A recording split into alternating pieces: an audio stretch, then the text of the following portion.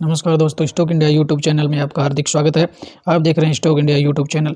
यदि आप पहली बार चैनल पेज पे विजिट कर रहे हैं तो बेल आइकन को हिट करना ना भूलें, ऑल को भी सिलेक्ट करके रख लें। तो मित्रों, इस वीडियो में हम एक ऐसी कंपनी की फाइनेंस एनबीएफसी जो कंपनी है उसकी चर्चा करने वाले हैं और जिसने 150% का रिटर्न है वो कल की वो बोर्ड मीटिंग में देखने को मिला है और बहुत ही बेहतरीन है वो रिटर्न डिविडेंड देखने को मिलेगा। और जिन शेयर होल्डर्स के पास जो स्टॉक्स है होल्ड किए हुए हैं उनको बड़ा डिविडेंड है वो देखने को मिल रहा है। तो इस वीडियो की चर्चा करने से पहले वीडियो की चर्चा करें उससे पहले हम आज के अपडेट्स ले लेते हैं। और अगर आप आज भी चैनल पर एक नया जो वीडियो है वैल्यू जो इन्वेस्टिंग जो थ्योरी है उसका पार्ट 5 है, वो पार्ट 5 वाला वीडियो है, इस पर डाल दिया है। तो ये भी वैल्यू इन्वेस्टिंग थ्योरी है, काफ़ी पॉपुलर होती जा रही है चैनल पे। और आप भी अगर अभी तक आपने भी वैल्यू इन्वेस्टिंग थ्योरी का पार्ट 5 नहीं देखा है तो आप चैनल पेज पर जा करके ये वीडियो देख सकते हैं। इसमें आज का जो पार्ट 5 है इसमें सेफलर इंडिया लिमिटेड की है वो काफ़ी बेहतरीन और बारीकी से स्टडी की गई है। तो आप चाहें तो ये वीडियो भी आप विजिट कर सकते हैं। और जो डिस्क्रिप्शन बॉक्स है उसमें पीछे के जो 4 वीडियो डाले हैं जो वारेन बफेट की वैल्यू इन्वेस्टिंग थ्योरी के अंतर्गत जो 4 वीडियो हैं वो भी आप चाहें तो उनको भी कवर कर सकते हैं। तो चलो मित्रों, अपन आज के वीडियो की बात कर लेते हैं। तो आज की वीडियो की देखें तो एक जो एनबीएफसी जो कंपनी है उसने बहुत ही मोटा डिविडेंड देने का ऐलान कल की बोर्ड मीटिंग में की है। तो चलिए उसी की चर्चा कर लेते हैं। और सबसे पहले हम बात कर लेते हैं आज के कौन सी जो कंपनी है, तो वो उस एनबीएफसी जो कंपनी है देश की सबसे बड़ी जो फाइनेंस कंपनी का तमगा जिसको हासिल है। और मित्रों, हम बात करने वाले हैं श्रीराम फाइनेंस कंपनी की। और जो कॉमर्शियल जो व्हीकल जो फाइनेंस है उसकी बड़ी लीडिंग कंपनी है और कॉमर्शियल व्हीकल का बड़ा फाइनेंस है वो करती है कंपनी। और श्रीराम जो फाइनेंस है इसने बहुत ही बेहतरीन है वो अपने शेयर होल्डर्स को डिविडेंड दिया है और इसमें 150% के डिविडेंड की कल की बोर्ड मीटिंग हुई उसमें अनाउंस देखने को मिला है। तो अब इसको कवर करेंगे और उसके बाद में कंपनी की जो रिटर्न्स हैं उनको भी हम देखेंगे और ये भी देखेंगे कंपनी है वो इन्वेस्टमेंट के लिहाज से कितनी सेफ है। तो मित्रों, आज की जो न्यूज़ है उसको सबसे पहले हम देख लेते हैं। और जो श्रीराम जो फाइनेंस है कंपनी की बोर्ड मीटिंग में 150% का जो अंतरिम डिविडेंड है 150% के अंतरिम डिविडेंड की इसमें घोषणा की गई है। और जो श्रीराम फाइनेंस कंपनी ने एक स्टॉक एक्सचेंज को एक फाइलिंग में कल 24 दिसंबर को कंपनी के बोर्ड ऑफ डायरेक्टर्स की जो मीटिंग थी इसमें वित्त वर्ष 22 और 23 के लिए 10 रुपये के फेस वैल्यू का जो शेयर था उसमें 150% का डिविडेंड है वो जारी करने की मंजूरी बोर्ड ऑफ डायरेक्टर ने दी है। और इसके लिए बोर्ड ऑफ डायरेक्टर्स है वो शेयर होल्डर्स की आगे अप्रूवल लेंगे। और डिविडेंड के लिए जो रिकॉर्ड डेट तय की गई है वो 4 जनवरी 23 की रिकॉर्ड डेट है वो तय की गई है।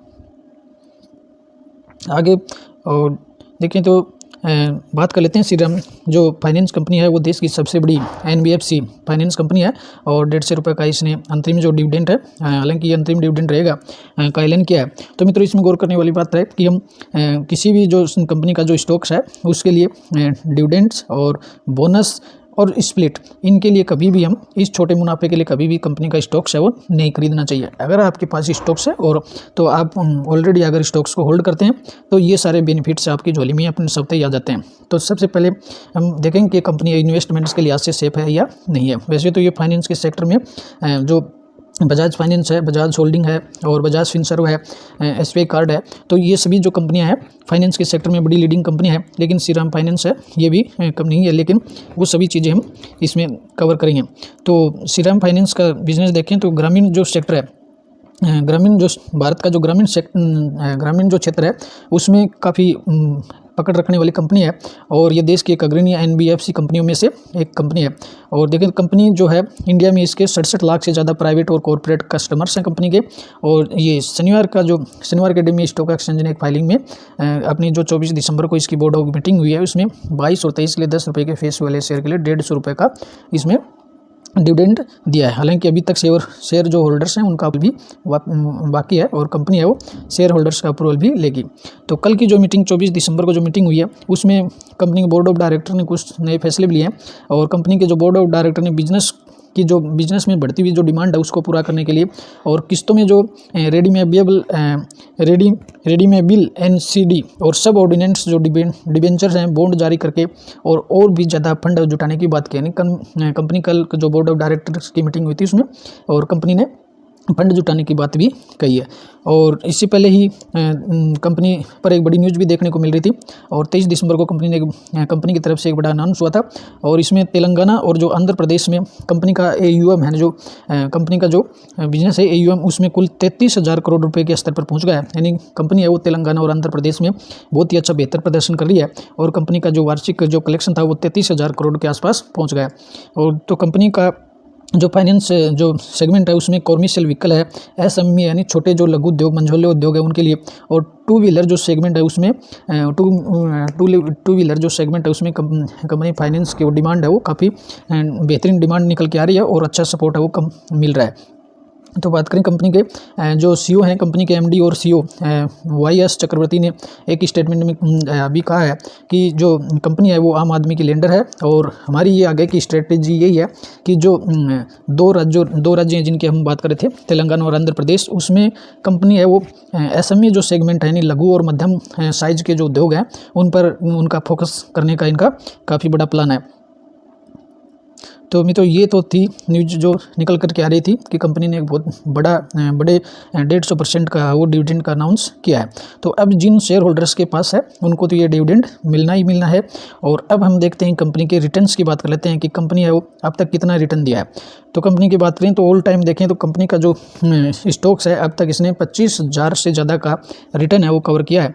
यानी कंपनी की लिस्टिंग से लेकर के अब तक किसी ने कंपनी का स्टॉक होल्ड किया है और अपने पोर्टफोलियो में रखा तो उसने बहुत ही बेहतरीन आज तक 25,000 की रिटर्न है वो जनरेट कंपनी ने किया। और तो कंपनी की बात करें तो स्टॉक्स है श्रीराम जो फाइनेंस था लगभग ये 1 जनवरी 1999 को कंपनी है वो स्टॉक मार्केट में लिस्ट हुई और उसके बाद से कंपनी ने काफ़ी बेहतरीन प्रदर्शन किया है। लेकिन इस दौर में देखें तो काफ़ी बड़ी बड़ी घटनाएं भी देखने के लिए 2008 का क्राइसिस था, 2020 का भी क्राइसिस इसने देख लिया। और वैसे देखेंगे तो स्टॉक्स में काफ़ी वॉलेटिलिटी देखने को मिलती है।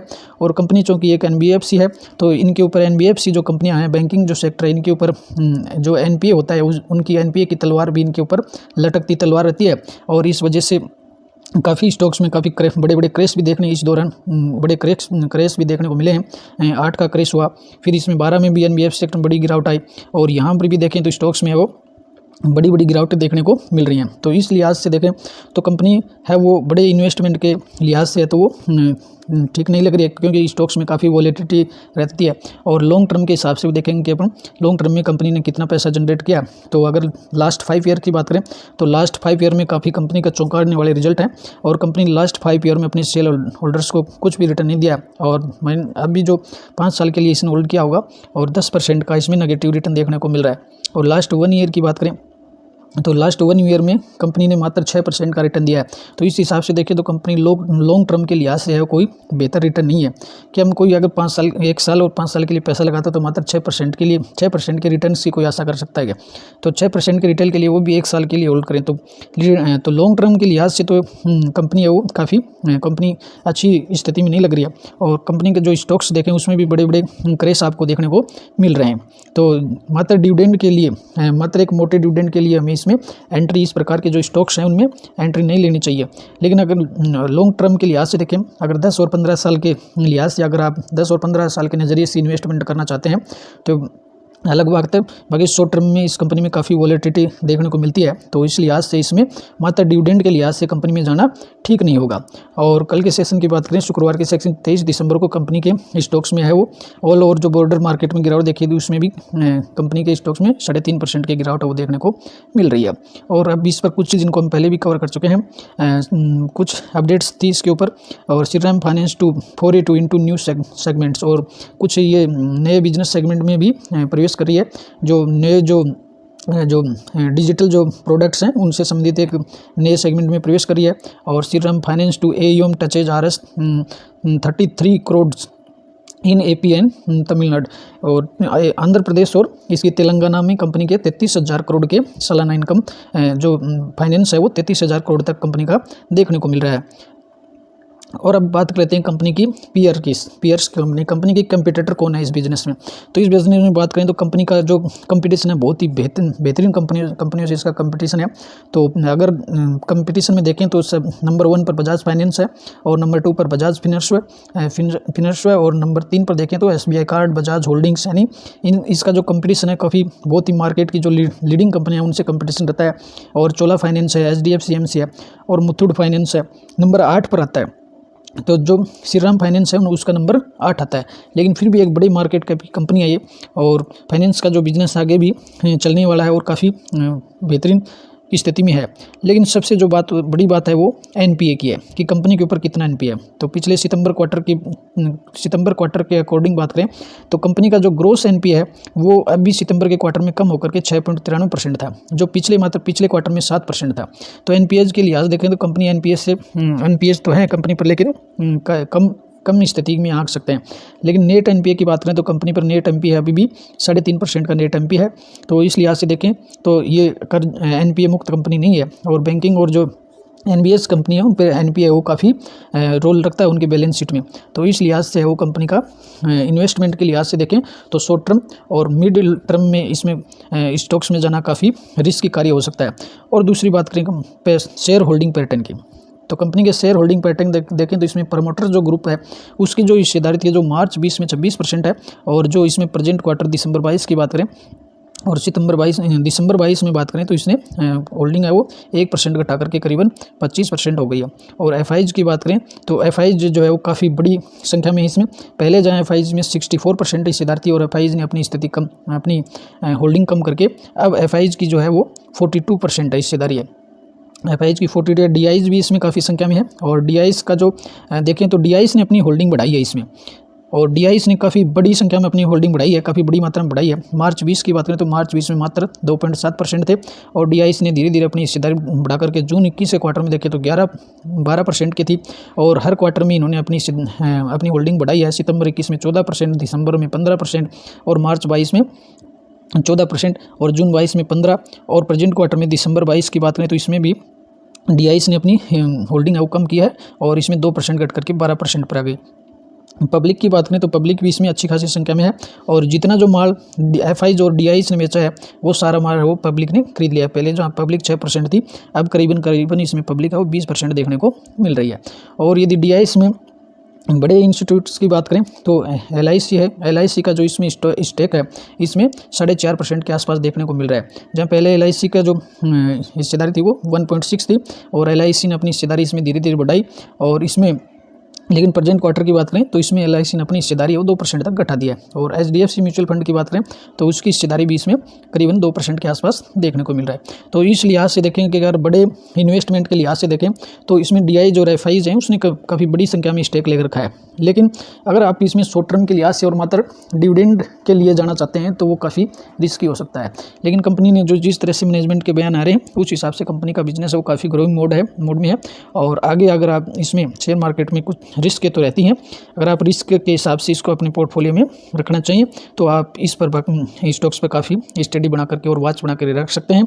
तो अगर आपके पास ये स्टॉक अपने पोर्टफोलियो में है तो इससे होल्ड कीजिए और डिविडेंड का फ़ायदा उठाइए। और लेकिन अगर आप इसमें नई खरीदारी करना चाहते हैं तो अभी रुकिए, वेट कीजिए, और आगे कंपनी का जो क्वार्टर 3 के जो रिजल्ट्स आने वाले हैं और क्वार्टर 3 के रिजल्ट्स कंपनी के देखिए, NPA को ऐसे देखिए, और उसके बाद में अपने इस पर डिसीजन ले सकते हैं। तब तक के लिए आप कंपनी पे स्टॉक्स पे वॉच बनाइए, हो सकता है कि बड़ी गिरावट में स्टॉक से काफ़ी सस्ता मिल जाए तो उस समय आप इस पर विचार कर सकते हैं। तो मित्रों, आज के वीडियो में इतना ही। लगभग सब जो डिविडेंड पर जो अनाउंसमेंट हुआ है और लेटेस्ट जो न्यूज़ थी श्रीराम फाइनेंस पर उसको सभी को कवर कर लिया है। और अगर अभी तक आपने वैल्यू इन्वेस्टिंग थ्योरी का पार्ट 5 नहीं देखा है तो उसे ज़रूर देखिए, और उसमें बहुत ही बेहतरीन स्टॉक्स की चर्चा की गई है। चैनल पे बने रहिए, लेटेस्ट न्यूज़ से अपडेट होते रहिए, और आगे भी हम जो वैल्यू इन्वेस्टिंग थ्योरी है उसका पार्ट 6 भी है लेके आएंगे। तो तब तक के लिए नमस्कार। अगले वीडियो में लेटेस्ट न्यूज़ के साथ फिर मिलते हैं। Good night.